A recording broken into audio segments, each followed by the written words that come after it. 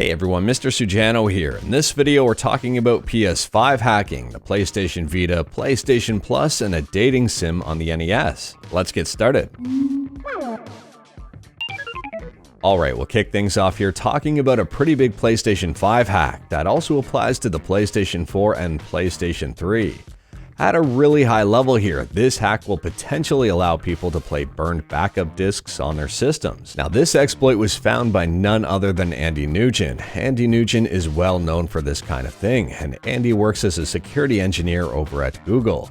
The exploit is called BDJB, and it's a Blu-ray disc Java sandbox escape affecting PS3, PS4, and PS5. For those that are curious about this and want to read up about it in detail, Andy did deliver a presentation in a conference, and the PDF of the entire presentation is available on GitHub. I will leave a link in the description below. There is a ton of information in here and a lot of it is highly technical. As far as I know here, this exploit only works on disk-based versions of PS5 with firmware lower than 5.0. and on PS4s with firmware lower than 9.5. Now, before anyone gets too excited, it's worth pointing out that this is currently a proof of concept. It's not necessarily ready for prime time just yet. Andy states, without a kernel exploit, you won't be able to run any pirated games, because we don't have enough RAM in the BDJ process and there are some other constraints. And for anyone wondering, as far as I know here, yes, Sony has already patched out these exploits, but this is definitely something to be paying attention to. Next up here, we're talking about PlayStation Plus. It was previously heavily rumored that PlayStation would be using PAL versions of all of their PS1 games, and all of them would be running at 50 Hz. Whether you were in North America or Europe, it didn't matter. They were going to be using the PAL version. And that appears to have been corrected. Sony confirmed today that they will be using NTSC versions if you are in North America.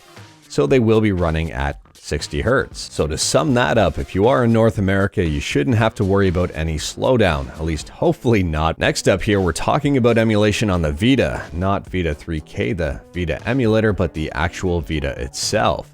Brand new firmware was just released. Now, I will leave a link to this GitHub in the description below, so feel free to check it out. It is Ark 4 version 4.17, and it works on the Vita and PSP. This brand new version has a bunch of improvements and the memory usage has been reduced. And if you are trying to put this on a PlayStation Vita, just make sure you don't have firmware that's greater than version 3.60. Last up here, we're talking about a dating sim on the NES, or Famicom rather. I might butcher this title, just let me know how to say it in the comments below. Idle Hotline Nakayama Mio no Tokemi High School. Now, this ROM hack translates the game from Japanese to English, and it looks, I would say, interesting.